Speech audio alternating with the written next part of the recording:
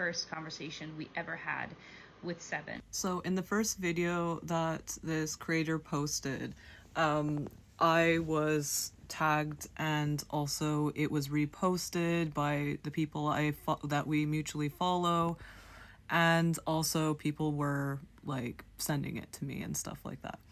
And also it came before even people did that to me because of some of the energies I have in common with the energies that are in this situation.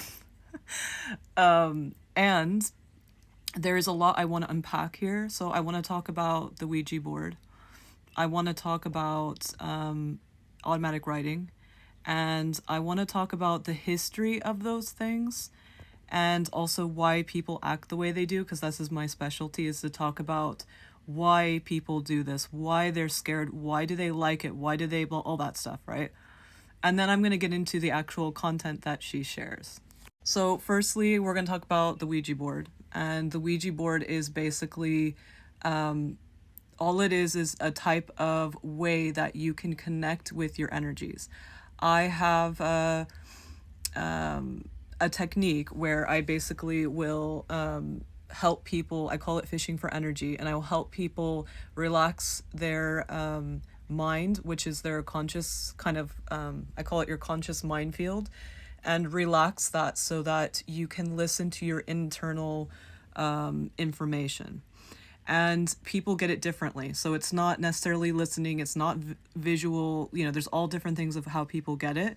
But what happens is we are so externalized in our society that this technique helps that. Now, techniques are tools. They are tools of ways to kind of combat the way that we ignore ourselves, right? So when we go to a practitioner or a psychic or a medium or someone, we're not getting information from them. We are kind of utilizing that as a tool, whether we're conscious of it or not. Same thing goes for getting advice from friends. Same thing goes for going to learn a new tool in education.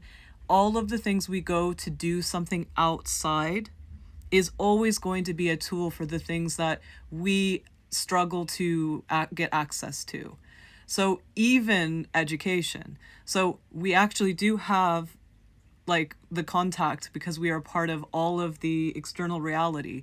And if we all practice, and it's something, it has to do with the rules as well of what we decide together in this dimension. There could be a day where we all come together and we would be able to actually do our own education by just, meditating and asking another version of ourselves. But we're not there yet because everyone at the moment thinks that everything's in the past and gone and things like that. So we're not there yet, but when we get there as a collective, we will be able to do that. But for now, we don't need the collective to go within for our own things, not just the collective of Earth, but our own stuff that's really deep and information. A lot of people mistaken this for the subconscious, and I don't like to use the word subconscious because that has to do with therapy, which is a science, and what I'm talking about is infinite, so it's not really, that. So anyway, so the Ouija board is one of those things. Now, the lore around it also holds a lot of information as well. So when you have an object, I have a long time ago, I talked about mirrors. It might be in my folder that's called Reframing Spirituality. People have a fear of mirrors. They're afraid just as much as they are of a Ouija board. And the reason why is because we think that we're giving that object something that it's not. So an object, everything's about holding energy. The object holds the energy of what it's supposed to do. So a mirror is supposed to reflect you, right? So what you're scared of in the mirror when you do any kind of mirror work, or you just are scared of your mirror, is within. Anything weird you see, it's you. It's within. So the mirror is doing the job because it's an object. It holds the energy of reflection. It's reflecting you. So it's not random weird stuff or a mirror thing. It's you inside. That's what it is, right? And so it's symbolism. Physical things are symbolism, and the way they're put together is the symbolism. What people put into it is the symbolism.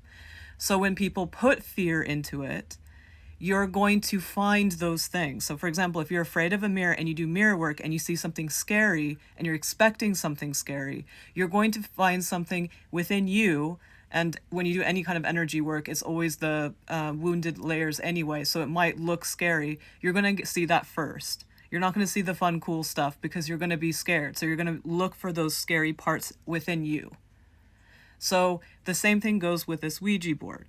If you're asking questions to it because you have seen movies and you haven't even looked up the Wikipedia page just for the basics, and you haven't looked into all the reasons why people are scared of these things, why religions have banned it. It's not even like it's so like this concept of like doing this kind of thing and finding things out about yourself is so ancient, and the fear is new. It's very new. I for some reason I thought it was medieval times, and I was thinking that's new, but it's even newer than that. It's like 1800s. So it's very new, this fear. And it was like a rule, if you can look it up. Like, you don't even need me. So what happens is people have a fear that of basically themselves, and they don't know this. And it's infinity, the infinity within you. And you do have things that might look scary because someone has told you they're scary, and you will make them scary. Now, there can be scary situations where the information you get is scary. Because if you don't have the library or mindset, you'll get something scary, right? Now, this person who did this post is very open-minded, and they are very grounded and very, like, I don't know, they have their SHIT together. So they're like, they're having fun and they're exploring infinity and stuff like that. So that's something to keep in mind as well. Now, we're going to talk about automatic writing. So if you guys want me to go deeper into Ouija board, I will go there, but we have to cover a lot. So, and it's 7 minutes already. So when it comes to automatic writing is it's just like, I have a tool book, by the way, if you guys are interested, that includes that. But automatic writing is the same thing as the technique when I talk about where you relax yourself and do those kind of things. But instead you're writing.